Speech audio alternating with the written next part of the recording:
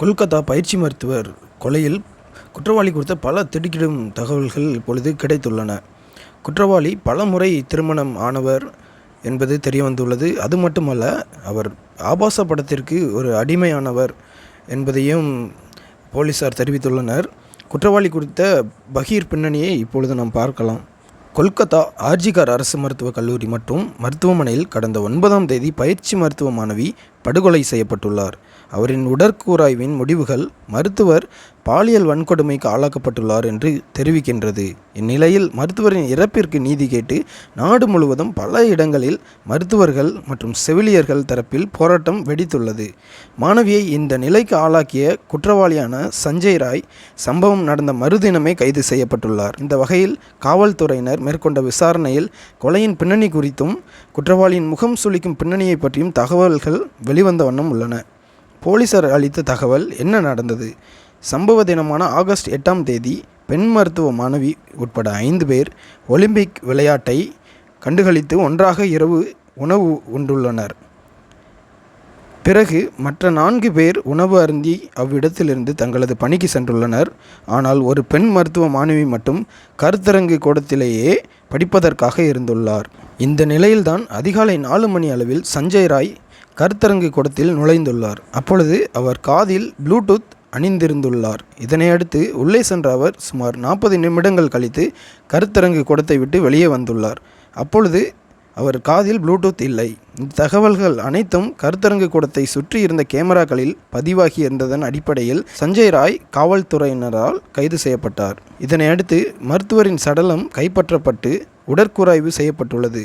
அப்பொழுதுதான் தெரிந்தது, கொலை செய்துவிட்டு இந்த கொடூரன் பாலியல் வன்கொடுமைக்கு அப்பெண் மருத்துவ மாணவியை ஆளாக்கியிருக்கிறார் என்று. சரி, யார் இந்த கொடூரன் சஞ்சய் ராய்? சஞ்சய் ராய்க்கு பல ஆண்டுகளாக மூத்த காவல் அதிகாரிகளுடன் நெருங்கிய நட்பு உள்ளது. இதன் காரணமாகவே அவருக்கு கொல்கத்தாவில் உள்ள காவல் நிலையத்தில் தன்னார்வலராக பணி கிடைத்துள்ளது. 2019ஆம் ஆண்டு தன்னார்வல தொண்டராக காவல்துறையில் பணிக்கு சேர்ந்த 33 வயதான சஞ்சய் ராய்க்கு 4 முறை ஏற்கனவே திருமணம் நடந்துள்ளது. அவர் முதல் மனைவி பெஹலா, 2வது பார்க் சர்க்கஸ், 3வது பேரக்பூரிலிருந்து மற்றும் 4வது அலிபூரை சேர்ந்தவர். இவர் தனது மனைவிகளையே உடல் ரீதியாகவும் மனது ரீதியாகவும் துன்புறுத்தல் செய்துள்ளதாகவும் கொடுமை செய்துள்ளதாகவும் இவரின் அக்கம்பக்கத்தினர் தெரிவிக்கின்றனர். இதன் காரணமாகவே இவரை விட்டு மனைவிகள் பிரிந்து சென்றுள்ளனர். மேலும் 4வதாக திருமணம் செய்த பெண்ணையும் இவர் உடல் ரீதியாக துன்புறுத்தல் செய்யவே காவல் நிலையத்தில் இவர் மீது குடும்ப வன்முறை தொடர்பாக அப்பெண் புகார் அளித்துள்ளார் என்பது குறிப்பிடத்தக்கது. மேலும் கைது செய்யப்பட்ட சஞ்சய் ராயின் செல்போனில் இயற்கைக்கு மாறான பாலியல் உறவு சார்ந்த ஏராளமான வீடியோக்கள் ஸ்டோர் ஆகியுள்ளது என்பதை போலீசார் தெரிவிக்கின்றனர். மேலும் மூத்த அதிகாரிகள் மற்றும் மருத்துவமனை அதிகாரிகளுடன் இவருக்கு இருந்த நெருக்கம் அனைத்து துறைகளிலும் இவர் தடையின்றி அணுக வாய்ப்பை ஏற்படுத்தி கொடுத்துள்ளது. இவர் தவறு செய்தாலும் அதை கேட்கவும் யாரும் துணிய மாட்டார்கள் என்று கூறப்படுகிறது. மேலும் பாலியல் வன்கொடுமையின் போது பெண் மருத்துவ மாணவி தப்பிக்க தீவிரமாக போராடியுள்ளார். ஆனால் சஞ்சய் ராய் குத்து சண்டையில் திறம் பெற்றவர் என்பதால் அப்பெண்ணை மிக பலமாக தாக்கியுள்ளார்.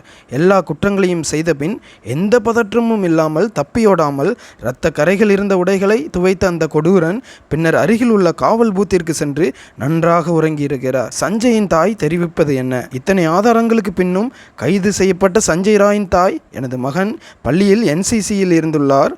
எனக்கு எதுவும் தெரியாது. ஆனால் என் மகன் நிரபராதி. அவன் சூழ்ச்சியால் கைது செய்யப்பட்டுள்ளார் என்று தெரிவித்திருக்கிறார். இந்நிலையில் ராய் மீது BNS பிரிவு 64 கற்பழிப்பு மற்றும் 103 கொலை ஆகியவற்றின் கீழ் வழக்கு பதிவு செய்யப்பட்ட சூழலில் தீவிர விசாரணை ஒரு புறம் நடந்து கொண்டுள்ளது.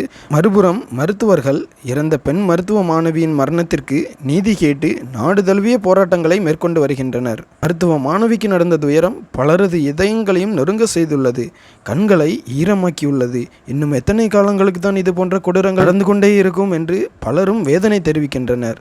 பெண்களின் பாதுகாப்பு என்பது வெறும் வார்த்தைகளில் மட்டும்தானா?